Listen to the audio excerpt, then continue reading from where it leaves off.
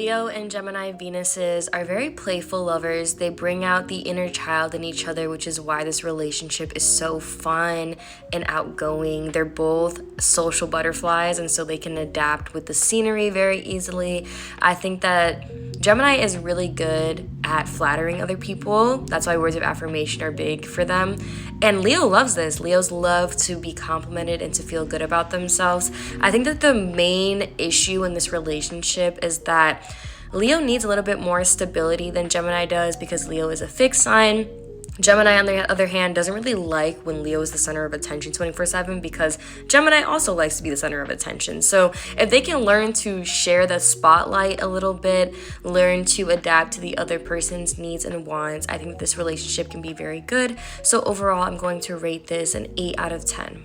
When it comes to Virgo and Gemini Venuses, I think there's a lot of mental attraction here, mostly because they're both Mercurials, meaning they're very curious. They like to share their thoughts and ideas with each other, which will bond them very well.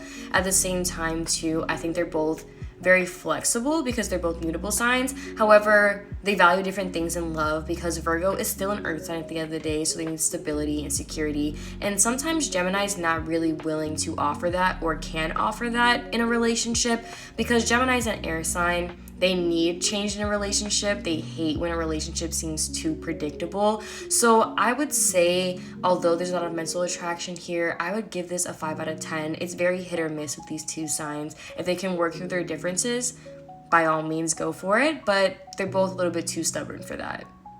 Libra and Gemini Venuses have a lot of respect for one another. They're both air signs. They tend to intellectualize their feelings a little bit. They're also both yappers. I said this about Aries and Gemini, but Libras are a lot more talkative than Aries are, in my opinion. And Gemini loves this. They love to share their ideas. They love to communicate with one another. The thing is, Libras do tend to romanticize life a little bit more. Geminis prefer a more laid-back approach when it comes to relationships, and so Libra might not feel tended to the way that they need to in a relationship. So I think because they're both air signs, things really make sense between them. However, I think in the long term, if Gemini's not able to romance and woo Libra will get very bored. So I'm going to rate this a 7 out of 10.